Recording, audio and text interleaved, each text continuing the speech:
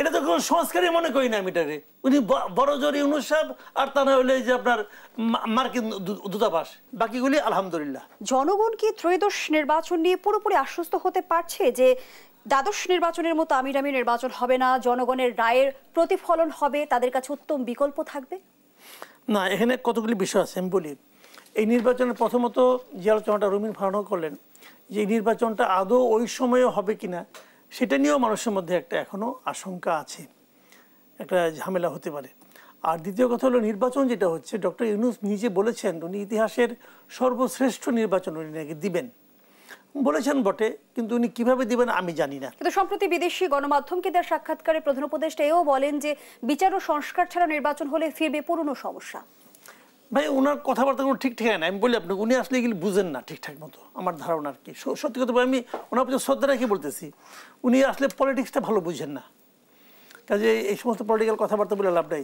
সংস্কার জিনিসটা কী রে ভাই বলেন তো? এই যে সংস্কার করতেছে, একটা সংস্কার করতেছে, ওনার কিছু ভাড়াটে বুদ্ধিজীবী আছে বিদেশ থেকে নিয়ে আসছে আমদানি করে, আর কিছু এনজিও, এদের দিয়ে একটা সংস্কার করেছে, করে না করে এটাই সংস্কার, সবাইকে মানতে হবে। কেন সবাই এটা মানবে কেন? সবার তো নিজ নিজ এজেন্ডা আছে না?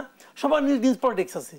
বিএনপি পলিটিক্স আর জামাতের পলিটিক্স কি এক না তো? তাহলে বিএনপি এক রাজনীতি করে, জামাত এক রাজনীতি করে, তারা কেন আলী রিয়াজের ই মানবে, সংস্কার মানবে? আলী রিয়াজ কি বিএনপি করে নাকি জামাত করে? করতে থাকে বামপন্থী দল, বাসদ করতে এক সময়, আমি ওই পার্টি করতাম এক সময়, তো উনি তো ওটা করতেন।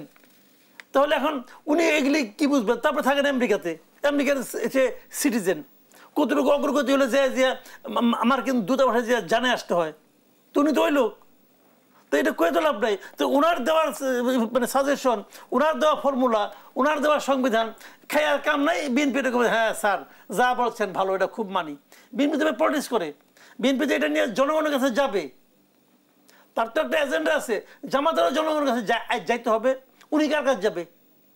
উনি বড় জোর ইউনূস সাহেব, আর তা না হলে যে আপনার মার্কিন দূতাবাস, তাহলে ওনার সঙ্গে তাদের কোনো সম্পর্ক নাই। যদি সংস্কার না হইলেও হবে না, এটা তো কোনো সংস্কারই মনে করি না আমি এটারে। আমি একটা কথা বলি, এটা মাথায় রেখেন, লেখা রাখেন আজকে।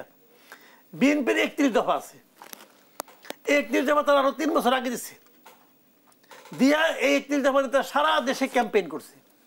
নির্বাচিত যদি বিএনপি ক্ষমতায় যায়, বিএনপি এই সংস্কারের যেগুলো 31 দফার সঙ্গে মিলবে সেগুলি নিবে, বাকিগুলি আলহামদুলিল্লাহ।